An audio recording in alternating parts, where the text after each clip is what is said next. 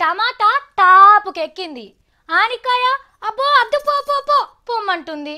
మిరపకాయ కండ్ల పొంటి నీళ్లు పెట్టిస్తుంది. దోసకాయ నేను దొరకని పో అంటుంది. వంకాయ వామ్మో అనిపిస్తుంది. బెండకాయ బెంబేలు పుట్టిస్తుంది. గోరుచిక్కుడు ఘోరంగా చూస్తుంది. కొత్తిమీర నీది కొనే ముఖమేనా అంటుంది. మునిగకాయ అని మూతిర్చి చూస్తుంది. ఏంది కాయగూరల మీద కవితలు చెప్తుంది సావిత్రి అని అనుకుంటుండ్రా? కవితలు కాదులా, కాయగూరల అంగట్లోకి పోతే అగ్గి రాలుతుంది.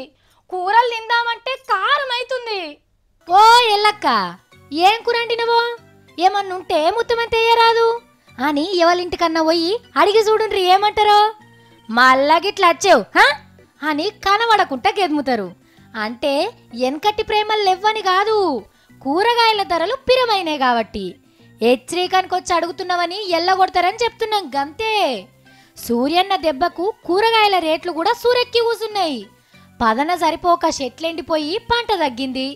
ఈగేమున్నది, పట్నానికి వచ్చే కూరగాయల ముఠలు తగ్గినాయి, ధరలు పెరిగినాయి. అంగట్లకు పోయి ఏ కూరగాయనన్నా ముట్టుకోండ్రి, 50 రూపాయలకు బుడ్డ పైసా కూడా తక్కువ లేదు. అంకాయ, బెండకాయ, గోకరకాయ, చిక్కుడుకాయ, టమాటా, దోసకాయ, బిన్నీసు గిన్నీసు, ఇగో ఏది తీసుకున్నా అంతే పిటాన పిరమైనయి. ఆకుకూరలు కూడా అగ్గలేవుల్లా, ఏది ముట్టుకున్నా బగ్గున మండుతున్నది.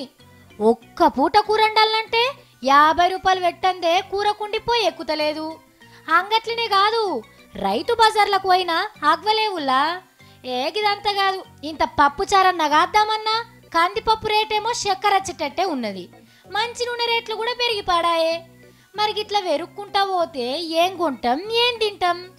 ఆనలచ్చి మళ్ళా పంటలు ఇగురు పెట్టేదాకా గిదే పరిస్థితి ఉండేటట్టున్నది. ఇక ఇంత 2 చింతరెక్కల్ని విసికి పచ్చి పులుసన్నా, లేకపోతే ఇంత బియ్యం పిండి నానవసి దప్పడం కాసి తినే కాలం వచ్చినట్టున్నది పట్నం పబ్లిక్కి కూడా.